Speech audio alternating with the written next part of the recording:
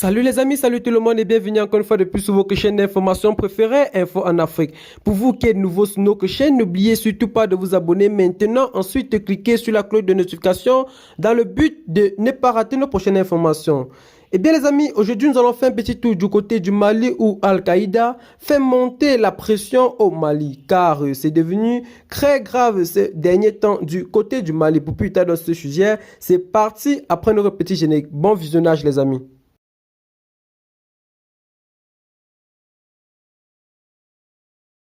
Attaque kamikaze au cœur du pouvoir malien. Incursion de plus en plus au sud. Les djihadistes de la nébuleuse sahélienne d'Al-Qaïda ont accentué ces derniers jours la pression sur la junte malienne avec une coordination des opérations inédites. Dans un contexte de détérioration continue de la situation sécuritaire dans ce pays d'Afrique de l'Ouest, rongé par la guerre depuis 2012 et secoué par deux coups d'État en 2 ans, 2020-2021, le groupe de soutien de l'islam et aux musulmans de JSIM, JNIM, en arabe affilié à Al-Qaïda, ne fait qu'étendre son influence. Dernier fer d'armes marquant.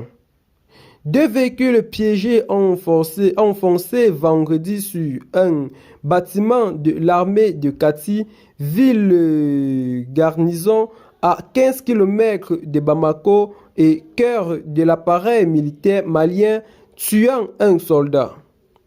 C'est la première fois qu'une cible de cette importance stratégique et symbolique est atteinte par des djihadistes d'Al-Qaïda, qui s'en prenaient davantage ces dernières années aux postes de sécurité en zone rurale et pré-urbaine dans le nord et le centre du pays. Comme une façon de dire aux autorités qu'ils peuvent frapper partout aussi loin que possible de leur base, souligne un observateur malien de la situation sécuritaire à Sévaré Centre. La ville de l'attaque de Kati, 6 attaques coordonnées étaient simultanément lancées dans ce centre et le sud du pays à 5 heures.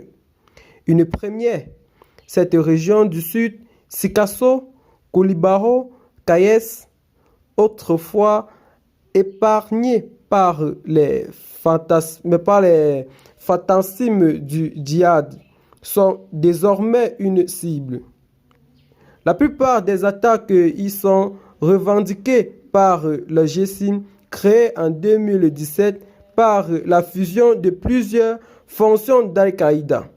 Eh bien les amis, c'est dans ce pas que nous allons nous séparer pour ce qui est de notre petite page d'information pour ce soir. Si vous avez aimé la vidéo, n'oubliez surtout pas de la partager à vos amis si ce n'est pas encore fait, de cliquer sur la cloche de notification afin de ne pas rater nos prochaines informations.